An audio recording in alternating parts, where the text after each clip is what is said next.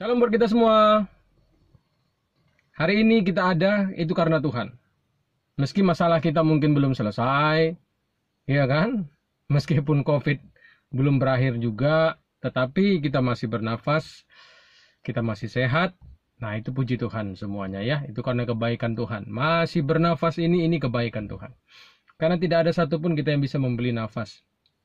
Tidak ada ya. Kita terus berdoa untuk teman-teman kita yang terkena COVID. Kiranya ya kasih karunia Tuhan turun atas mereka semuanya. Sehingga semua teman-teman kita bisa disembuhkan. Hari ini saudara kita akan belajar dari firman Tuhan. Satu kebenaran firman Tuhan yang menurut saya sangat penting sekali. Karena itu juga berkaitan dengan organ tubuh kita yang kita pakai. Ya, yaitu mulut kita. Ya, hari ini saya mau berbicara tentang perkataan. Temanya adalah hati-hati dengan perkataan. Ya, hati-hati dengan perkataan. Bukan hanya hati-hati dengan hati kita, tetapi hati-hati juga dengan setiap perkataan kita. Mari kita buka di dalam Matius 12 ayat 36 sampai 37. Matius 12 ayat 36 sampai 37. Tetapi aku berkata kepadamu, setiap kata sia-sia yang diucapkan orang harus dipertanggungjawabkannya pada hari penghakiman. Karena menurut ucapanmu engkau akan dibenarkan dan menurut ucapanmu pula engkau akan dihukum. Ayat 36 dikatakan setiap kata-kata yang sia-sia yang diucapkan orang harus dipertanggungjawabkan.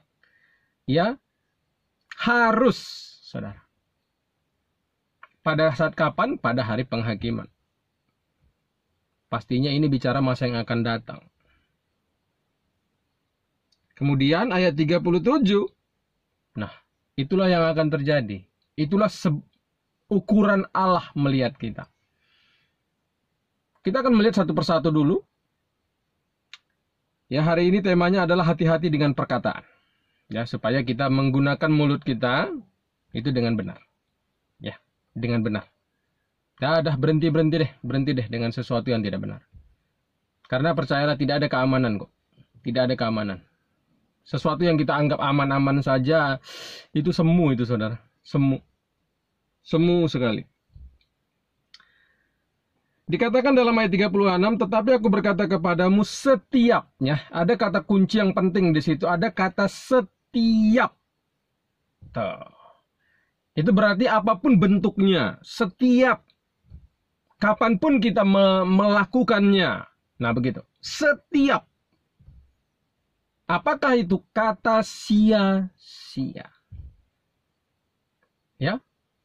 Setiap kata sia-sia dalam terjemahan lain itu kata yang tidak berguna.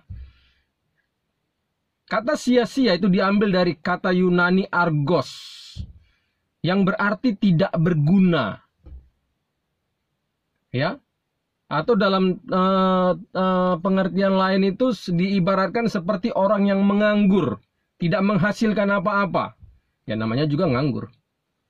Tidak ada yang dikerjakan dan tidak ada yang dihasilkan.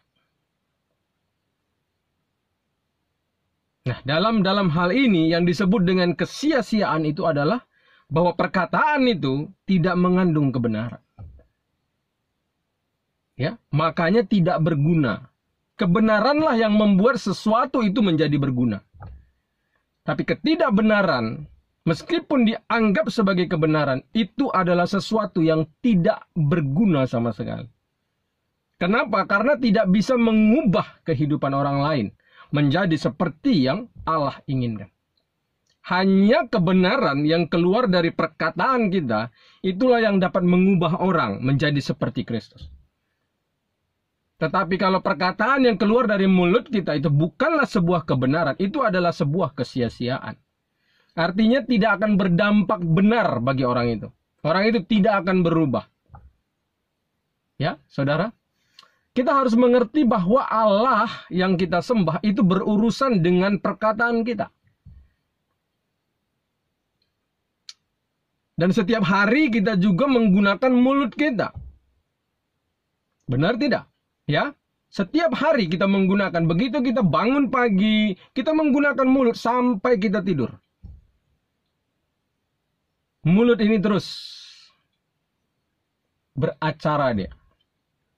Dan harus kita ingat bahwa Tuhan yang kita sembah itu berurusan dengan perkataan kita. Dan bahkan saya ingatkan kembali lagi bahwa masa depan kekekalan itu kan ada dua. Ada neraka, ada surga.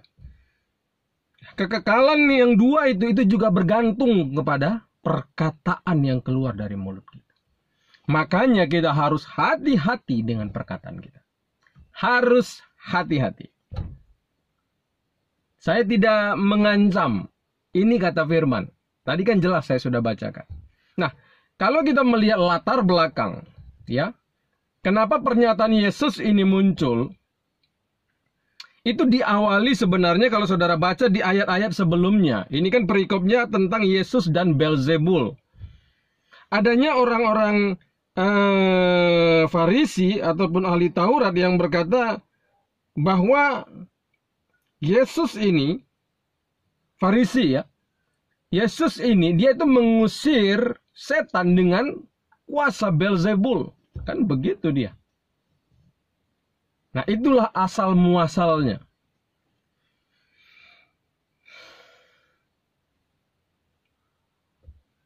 Makanya, sebagai penutup, Yesus berkata, setiap kata yang sia-sia yang kamu ucapkan akan menerima penghakiman nanti. Suatu saat nanti akan dihakimi. Makanya hati-hati kita ya. Hati-hati dengan mulut ini. Di sini sumber kehidupan dan di sini sumber kematian sebenarnya. Kenapa orang dibunuh?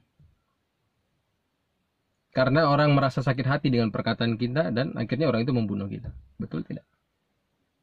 Makanya saya katakan tadi, dalam mulut ini ada kehidupan, di dalam mulut ini juga ada kematian buat diri kita maupun orang lain. Makanya hati-hati dengan perkataan kita ya.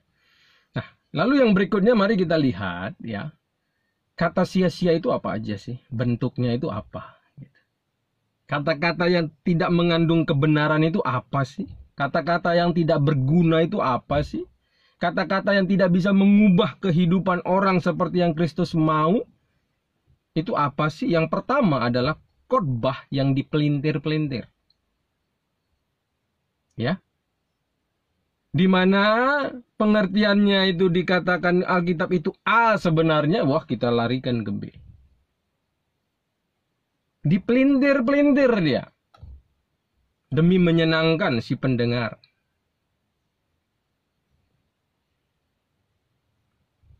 Ini contoh pertama. Ini adalah bagian pertama yang disebut dengan kata sia-sia. Ya, kalau kita tarik dengan kehidupan kita sekarang. Waktu kita berkhotbah.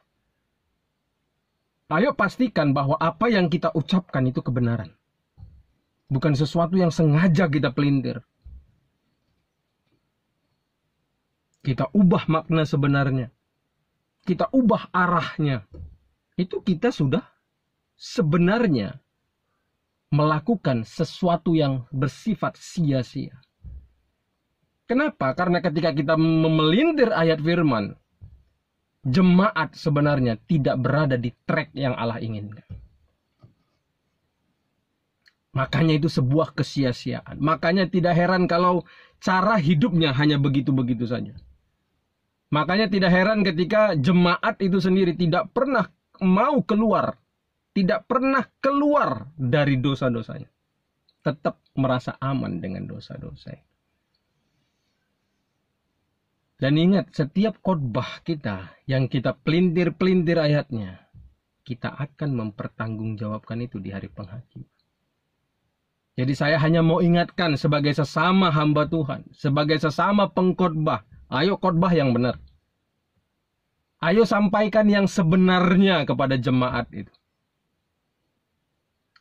Inilah yang saya takuti memang ketika saya berkhotbah. Kalau salah yang kunyatakan, kubohongi itu jemaat, dan mereka senang sama saya, lalu mereka berada di jalur yang salah. Loh, saya juga yang harus mempertanggungjawabkan itu ke Tuhan. Karena kan khotbahku itu kan langkah hidup mereka. Apa yang saya khotbahkan itu kan itu yang mereka percayai. Mereka akan melangkah seperti apa yang saya katakan. Nah, kalau tidak benar yang saya sampaikan, maka hidup mereka tidak benar. Dan aku harus mempertanggungjawabkan itu ke Tuhan. Karena dari saya sumbernya. Apakah kita menyadari itu sebagai seorang pengkhotbah? Hati-hati loh. Kalau kita masih suka memelintir-melintir. Baca ayat pun cuma setengah. Padahal nanti jawabannya setelah koma misalkan. Supaya nggak ketahuan. Lalu jemaat, amin. Nah, begitu aja dia. A kata kita, B kita bilang. Sehingga pengertian jemaat itu keliru banget. Setiap kata sia-sia itu akan kita pertanggungjawabkan. Ya. Makanya khotbahlah dengan jujur. Ingat, khotbah kita pertanggungjawabkan ke Tuhan. Nggak peduli mereka senang atau enggak. Setiap khotbah kita itu kita akan pertanggungjawabkan kembali ke Tuhan. Di situ masalahnya.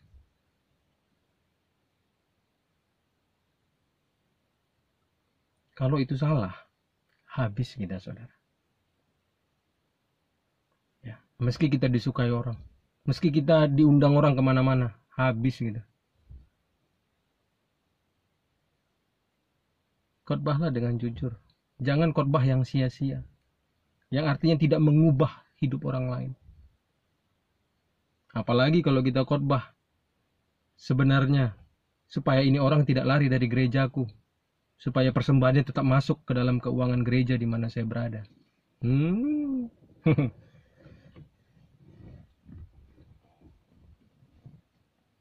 Makanya banyak khotbahnya itu yang keluar adalah kesia-siaan sebenarnya. Tidak berdampak apa-apa sama orang yang mendengar. Dia tetap nyaman dengan dosanya. Ya, hati-hati. Saya hanya mengingatkan saja. Lalu yang kedua, gosip. Ya, kata sia-sia itu masuk kepada gosip. Karena kan kesia-siaan itu adalah sesuatu yang nggak memiliki nilai apa-apa, nilai guna pun nggak ada. Gosip, nah itu. Ayo yang suka bergosip, berhentilah. Ya, pakai mulutmu itu. Jangan pakai mulutmu itu ngegosipin orang. Kalau yang benar yang kamu ucapkan ya nggak apa-apa. Tapi kalau nggak benar, hati-hati. Jangan pikir, oh aman kok aku sampai sekarang. Ingat ya, penghakiman nanti kita akan bertemu di situ loh. Ya, jadi kalau kita tidak minta ampun setiap perkataan kita yang nggak benar itu, kita merasa tetap aman. Hati-hati. Kata sia-sia jelas dikatakan, itu akan dipertanggungjawabkan. Jadi tidak ada kata aman sebenarnya ketika kita bergosip. Meski ada yang melindungi kita. Nggak ada kata aman. Nggak ada manusia yang bisa melebihi kuasa Tuhan. Tidak ada manusia pemilik sorga, saudara. Makanya nggak perlu takut sama manusia. Apapun kedudukannya. Bukan berarti kita jadi preman pula, bukan. Jadi nggak hormat sama seorang, bukan begitu. Tapi nggak perlu takut, siapapun decking dia, nggak usah takut. Kalau Allah ada di pihakku, nggak mungkin kan Allah berpihak pada orang nggak benar. Sepanjang kita benar, pasti Allah berpihak pada kita. Siapapun decking dia di situ. Nggak jadi masalah itu, karena deckingnya itu bukan Tuhan masalahnya. Jadi tidak pengaruh apa-apa itu. Ya, hati-hati kita yang masih suka bergosip. Ya, masih bergosip terus, suka banget bergosip. Melayani, tapi gosip jalan terus. Gak ada artinya pelayananmu itu.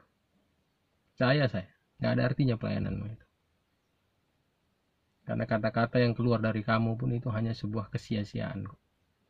Walau kita memuji, menyembah Tuhan, walau kita khotbah, waduh, gak ada artinya. Kalau di sisi lain, hidup kita hanya bergosip.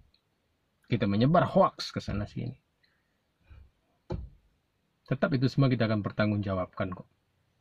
Walau saat kita melayani, hadirat Allah turun. Itu bisa saja hadirat Allah turun bukan karena kita. tetapi karena orang lain. Ya, bukan karena kita. Nggak mungkin kita hidup berdosa, hidup kita tidak benar, Tuhan Allah turun itu karena kita di situ. Nggak mungkin itu. Pasti ada orang yang hadir di situ yang mau hidup dalam kebenaran. Makanya Tuhan hadir. Yang suka berdusta, ya kan? A ininya diubahnya jadi B. Sama seperti mahkamah agama, dusta mahkamah agama. Jelas-jelas Yesusnya bangkit. Ya, dibilang Yesus dicuri, kan begitu. Padahal Yesusnya benar-benar bangkit. Nggak ada dicuri oleh murid-murid. Silakan kalau kita mau masih terus bergosip, terus berhoaks, ria, dusta. Kita nggak tahu kita kapan mati kok. Mudah-mudahan kita pas mati nggak dalam kondisi suka bergosip. Kalau kita mati dalam kondisi bergosip ria, ya, kita sedang menempatkan diri kita dalam bahaya. Lalu yang berikutnya, apalagi kata sia-sia? Tudingan. Ya, sama seperti orang Farisi tadi. Oh, dia itu kuasa yang dikeluarkannya itu kuasa Beelzebul itu. Kan begitu. Langsung Yesus katakan, kuasa yang keluar dari saya itu berasal dari Roh Kudus. Kita suka nuding kan. Udah nuding merasa benar lah. Oh, si anu antikris. Ini antikris kita bilang. Siapapun kita bilang antikris. Padahal tidak ada hubungannya sama sekali. Nuding itu adalah kesia-siaan. Tapi seringkali pun tudingan itu dianggap sebagai kebenaran. Nah ini yang bahayanya di situ. Kamu nggak tahu hidup orang lain, kamu ngomongin orang itu. Kita nggak tahu bagaimana orang itu. Ya. Kenapa saya katakan tidak tahu? Karena kita tidak bersama dia selalu.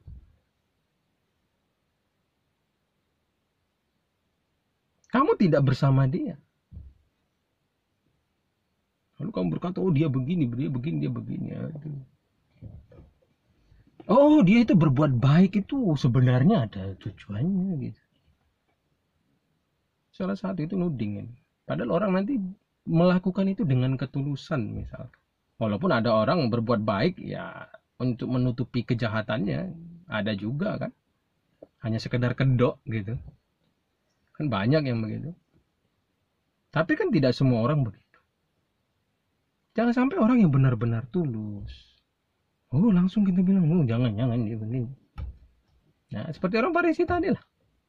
Oh itu pakai kuasa Beelzebul itu. Kayak gitu. Kan itu nuding itu.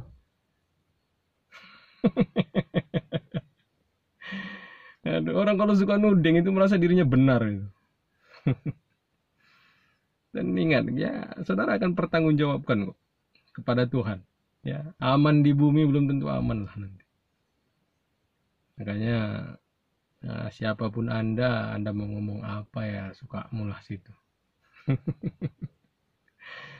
Ya, akan berhadapan dengan penghakiman Tuhan kok. Lalu yang berikutnya adalah ya itu dia kata sia-sia. Oke, ke atas sia-sia. Ayo kita buang. Mungkin banyak ada contoh-contoh yang lainnya lagi. Setiap kata sia-sia artinya mengandung kebohongan. Bukan sebuah kebenaran itu. Nah, atau mungkin mengklaim hidup orang, kau begini kau nanti. Waduh. Kok nggak mau berani gitu loh. Bicara tentang masa depan orang lain sedangkan kamu bukan Tuhan.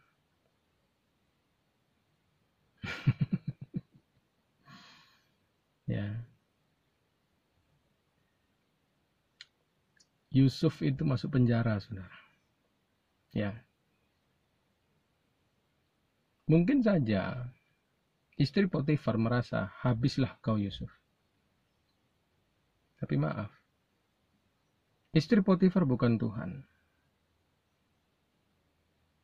Karena Yusuf itu menjadi orang nomor 2 di Mesir. Mungkin kita merasa dengan apa yang kita miliki sekarang, Kita merasa kita bisa menguasai masa depan orang lain. Dengan perkataan kita mulai mengutukin kehidupan dia. Ingat, kita bukan Tuhan. Tidak ada kutuk yang keluar dari mulut kita akan terjadi dalam hidup orang itu karena kita bukan Tuhan. Apalagi kalau orang yang kita kutukin benar-benar hidup di dalam kebenaran. Jangan-jangan kutuk itu kembali ke kamu. Ya, karena kan firman kan berkata begitu. Lubang yang kita gali ya kita jatuh ke lubang itu. Haman membangun tiang sula, dia sendiri yang ada mati di situ. Para pejabat yang merencanakan gua singa untuk membunuh Daniel, mereka dan keluarganya loh mati semua di situ. Danielnya nggak apa-apa. Ya, itu kan salah satu bentuk-bentuknya gitu loh. Bahwa dalam hidup ini ya Tuhan itu berdaulat. Ya, jangan kita merasa diri kita Tuhan. Jangan. Aduh, nanti kita rancang orang jahat. Oh, kita merasa begini dengan perkataan kita dia akan terhenti perjalanannya. Aduh, Tuhan cabut nafas kita selesai kok. Mau apa kita? Pas kita merancang jateng, dicabut Tuhan nyawa kita.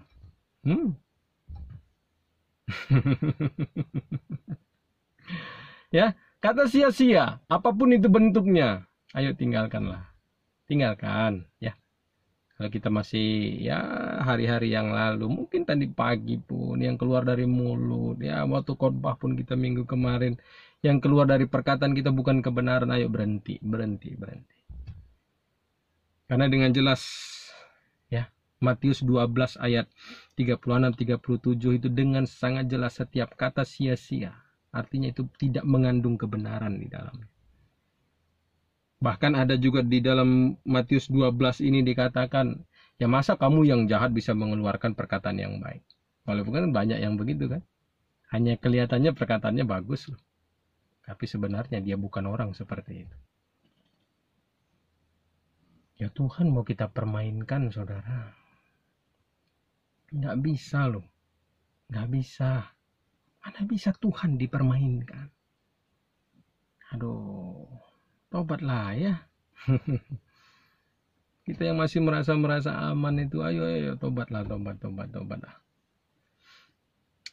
Jangan kita bilang, oh aku mencintai Tuhan. Duh, tapi omongan kita aja nggak beres sama terhadap orang lain. Di mana kita mencintai Tuhan? Nah, yang terakhir adalah mengapa kita harus menjaga perkataan kita.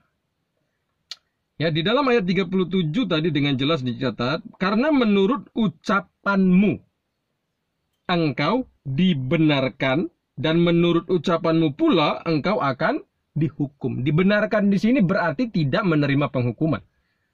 Kalau dihukum berarti ucapannya itu tidak benar. Kan begitu aja, sederhana kok.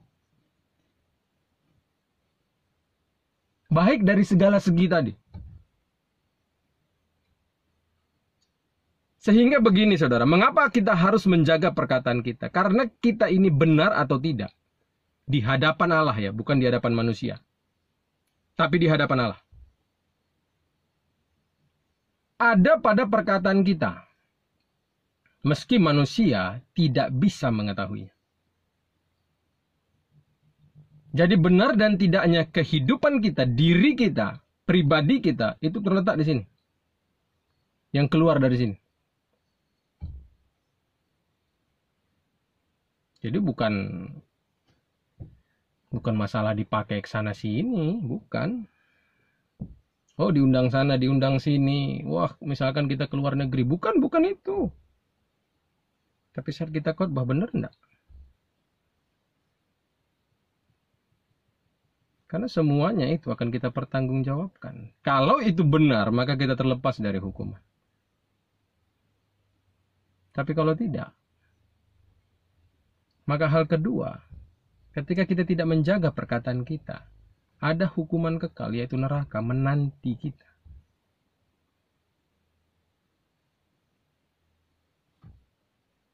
Sehingga memang aman itu hanya kelihatannya di bumi. Kelihatannya. Namun belum tentu aman suatu saat nanti dalam penghakiman, saudaraku. Hati-hati dengan perkataan kita. Ayo khotbahlah jujur. Ya. Khotbahlah dengan kejujuran. Baca ayat pun, bacalah ayat itu dengan jujur. Nggak usah dipotong-potong.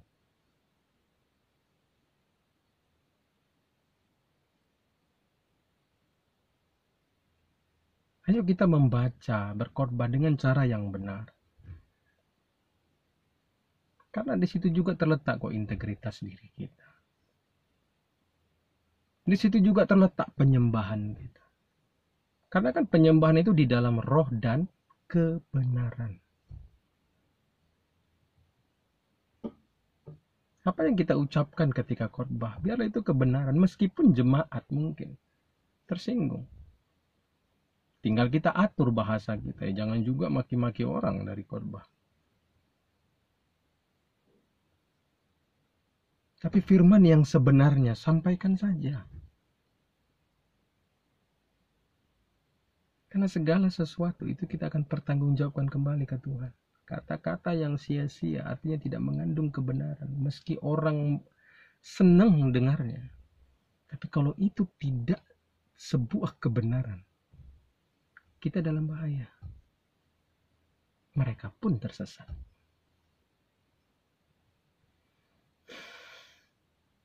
Ada ayat yang berkata, banyak orang ingin menjadi guru. Padahal hukuman seorang guru itu berat. Lebih berat. Karena di dalam guru itu ada pengajaran. Kalau yang dia ajarkan itu salah, waduh. Itu makanya kepada Timotius, Paulus mengingatkan, awasi ajaran. Jangan sampai apa yang dia ajarkan itu sebuah kesia-siaan sebenarnya. Artinya jemaat itu sebenarnya tidak berada pada tracknya Allah. Yang Allah inginkan.